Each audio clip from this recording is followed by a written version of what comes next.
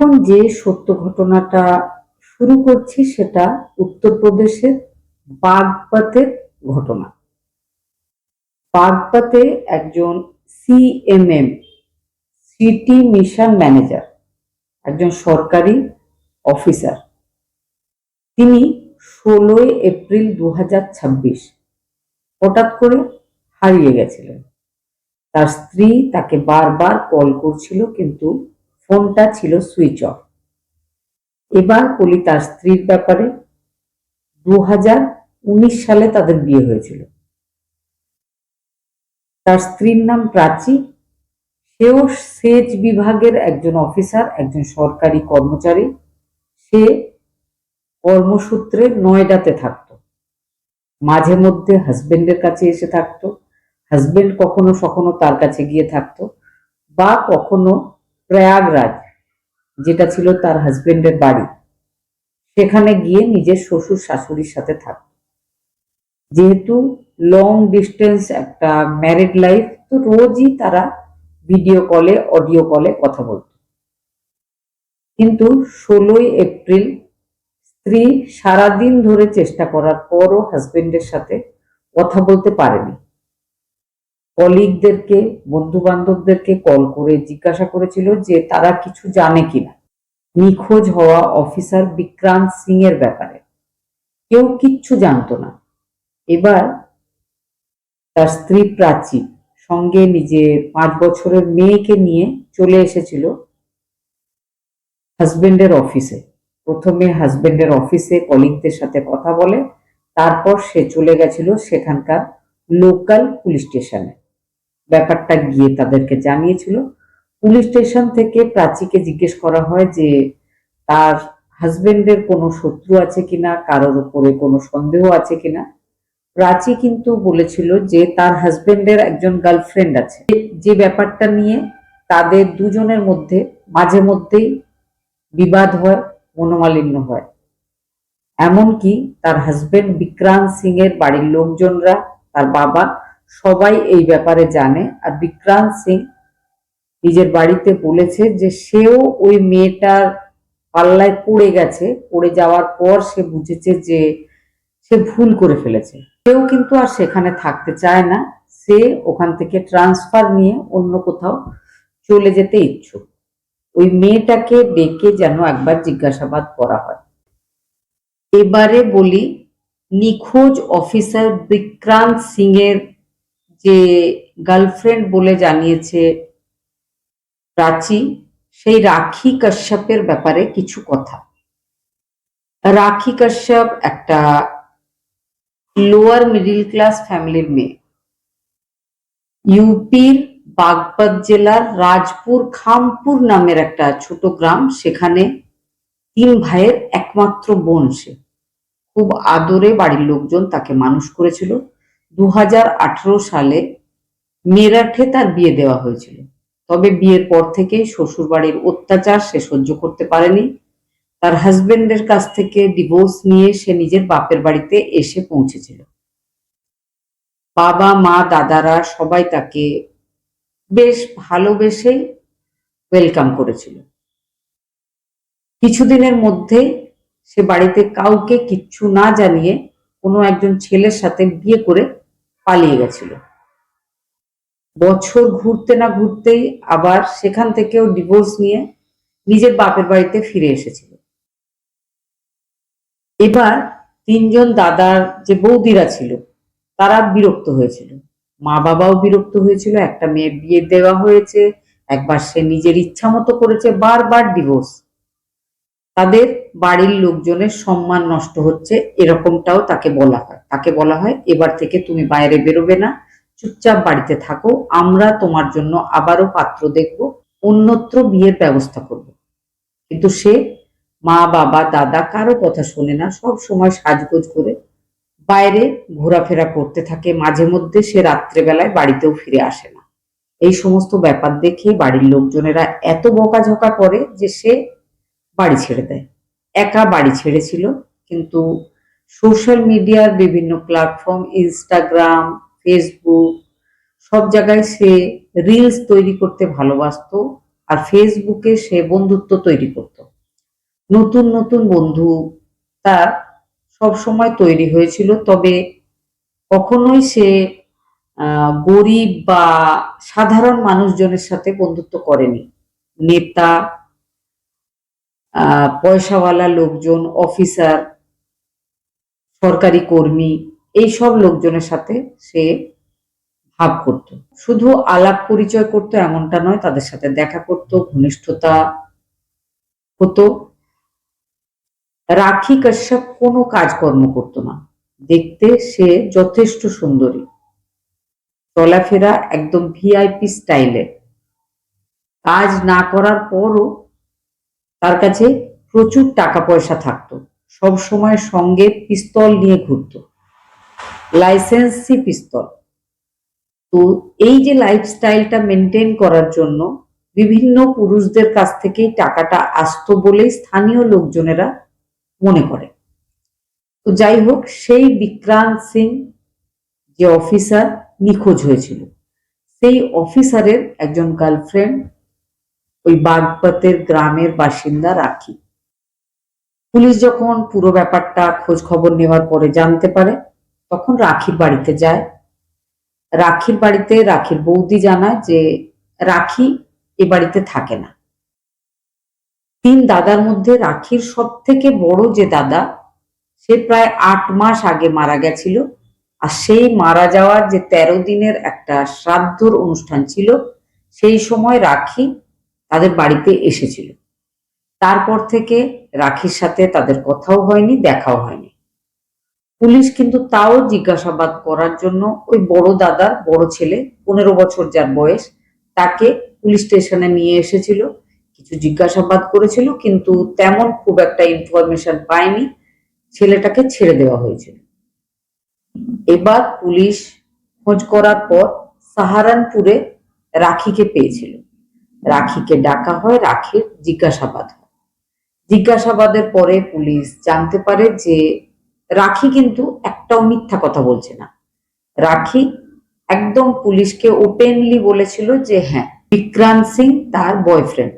Vikrant Singh married জেনেও সে তার সাথে বন্ধুত্ব করেছে, প্রেম করেছে। এবার সে বিক্রান্ত সিং এর সাথে বিয়ে করতে চায়, বিয়ের জন্য তাকে চাপ দিচ্ছে। তার মনে হচ্ছে যে বিয়ে করতে চাইছে না বিক্রান্ত সিং, সেই ভয়ে সে এখান থেকে কোথাও পালিয়ে গেছে, কোথাও গিয়ে গা ঢাকা দিয়েছে রাখি কাশ্যপের ভয়ে। রাখি কাশ্যপ কিন্তু বিক্রান্তকে ছাড়বে না, কারণ রাখি কাশ্যপের কাছে অনেক প্রমাণ রয়েছে বিক্রান্তের সাথে তার ঘনিষ্ঠতা।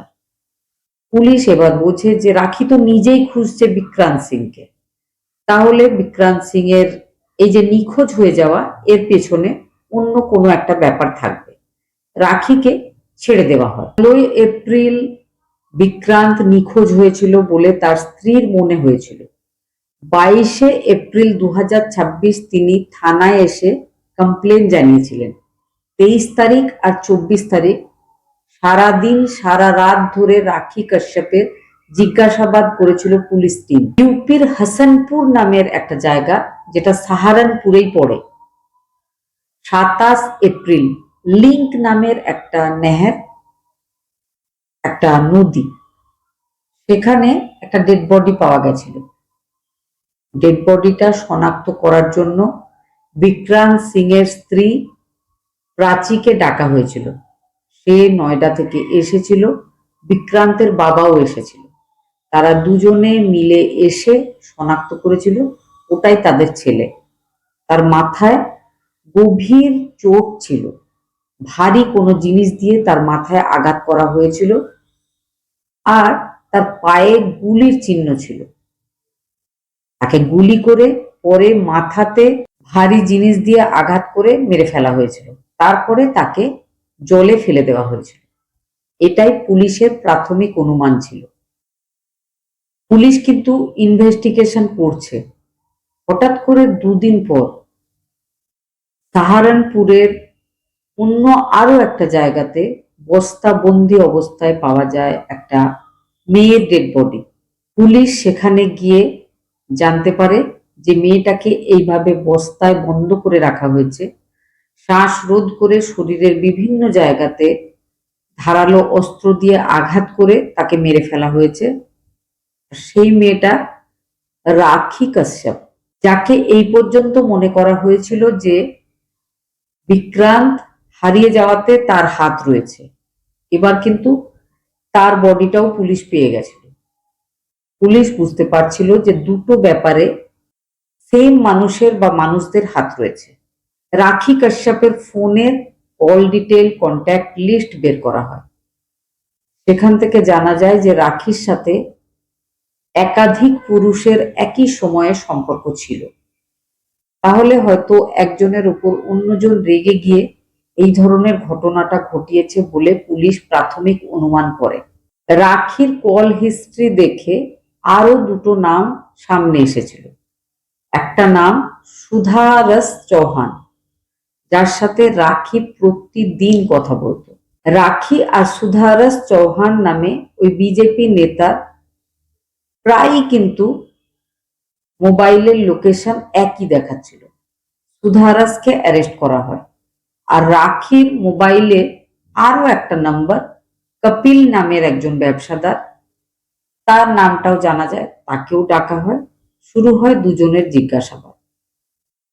একটু কড়া ভাবে যখন জিজ্ঞাসাবাদ হয়, তখন একটা ব্যাপার, একটা ঘটনা সামনে এগিয়ে এসেছিল। সেটা হচ্ছে সত্যি সত্যি ওই তিনজনেই রাখির সাথে একটা বিশেষ সম্পর্কে লিপ্ত। 15ই এপ্রিল রাখির বাড়িতে একটা পার্টি হচ্ছে। পার্টিতে এই তিনজন পুরুষ রয়েছে। তিনজনেই বিভিন্ন কথা বলছে, গল্প করছে। হঠাৎ করে রাখি বিক্রান্তকে বলতে শুরু করে যে তুমি আমার সাথে বিয়েটা কবে করছো। রাখি কিন্তু বুঝতে পারে যে বিক্রান্তের বিয়ে করার ইচ্ছা নেই এই মুহূর্তে। রাখি রেগে যায়। আগেই বলেছি যে রাখির কাছে সবসময় একটা পিস্তল থাকতো, লাইসেন্সি একটা রিভলভার। রাখি রেগে গিয়ে সেই রিভলভারটা বের করে পায়ে গুলি চালিয়েছিল বিক্রান্ত সিং এর। বিক্রান্ত অসুস্থ হয়ে যায়। সঙ্গে সঙ্গে রাখির আরো দুজন পুরুষ বন্ধু বলে যে চলো একে হসপিটাল নিয়ে যেতে হবে। তাকে গাড়িতে বসানো হয় হসপিটালে নিয়ে যাওয়ার জন্য। অর্ধেক রাস্তা যাওয়ার পরে ওই নাহারটা, যেখানে ওই যে নদীটা যেখানে বডিটা পাওয়া গেছিল, সেদিকে যাওয়ার পরে তাদের মনে হয় যে সবাই জানতে পারবে ব্যাপারটা, তার থেকে ভালো একে মেরে এই নদীতে ফেলে দেওয়া উচিত। সঙ্গে সঙ্গে কপিল নামের ওই ব্যবসাদার, সে কিন্তু আনম্যারিড, সে একটা ভারী জিনিস দিয়ে সেই অসুস্থ বিক্রান্তের মাথায় খুব জোর আঘাত করে, বেশ কয়েকবার আঘাত করে। সে মারা গেলে তাকে ওই নেহেরের জলে মাঝরাতে ফেলে দিয়ে তারা চলে গেছিল নিজেদের ফার্ম হাউসে। কয়েকদিনের মধ্যেই তারা জানতে পারে যে রাখি কাশ্যপকে পুলিশ খুঁজছে। রাখি কাশ্যপের সাথে তাদের কথাও হয়েছিল পুলিশের সাথে জিজ্ঞাসাবাদের পর। তখন তাদের দুজনের মনে হয়েছিল যে রাখিকে পুলিশ জিজ্ঞাসাবাদ করছে মানে ঠিক লাইনেই যাচ্ছে পুলিশ। পুলিশ কিন্তু এবার নিশ্চয় বুঝে ফেলবে যে বিক্রান্তকে মার্ডার করেছে তারাই। রাখি যদি না থাকে তাহলে কিন্তু পুলিশ কিচ্ছু বুঝতে পারবে না। তারা মনে মনে ঠিক করে যে রাখির একবার জিজ্ঞাসাবাদ হয়েছে সারা রাত সারা দিন ধরে, আবারও জিজ্ঞাসাবাদ হবে, তারা দুজনেও ধরা পড়বে। তার থেকে আগে রাখিকে শেষ করে ফেলতে হবে। তারা দুজন সাহারানপুরে কপিলের একটা ফার্ম হাউস আছে, সেখানে তারা আগেও গেছে। রাখিকে ডাকা হয়। রাখিকে সঙ্গে নিয়ে তারা দুজন সেই ফার্ম হাউসে গেছিল। রাখির গলায় ফাঁস লাগিয়ে শ্বাসরোধ করে তাকে মেরে ফেলা হয়। মেরে ফেলার পরে তার বডিটাকে বস্তায় ভালোভাবে বেঁধে সাহারানপুরের মির্জাপুর নামের একটা জায়গায় সেই বস্তাটা ফেলে আসা হয়। তারা দুজনেই কিন্তু ভেবে ফেলেছিল যে আর কোনো দিন তারা দুজন ধরা পড়বে না, কিন্তু সেটা হয়নি। রাখির মোবাইল ফোন তার লাস্ট লোকেশন, তার কন্ট্যাক্ট লিস্ট, তার কল ডিটেল, তার বারবার বিক্রান্ত, কপিল আর বিজেপি লিডার সুধারস চৌহানের সাথে কথা বলা তাদেরকে ধরিয়ে দিয়েছিল। বর্তমানে তাদের জিজ্ঞাসাবাদ চলছে। কপিল আর সুধারস দুজনেই পুলিশ কাস্টাডিতে রয়েছে। 15 দিনের মধ্যে তারা দুজনকে মার্ডার করেছে। যাদেরকে মার্ডার করেছে তারা দুজন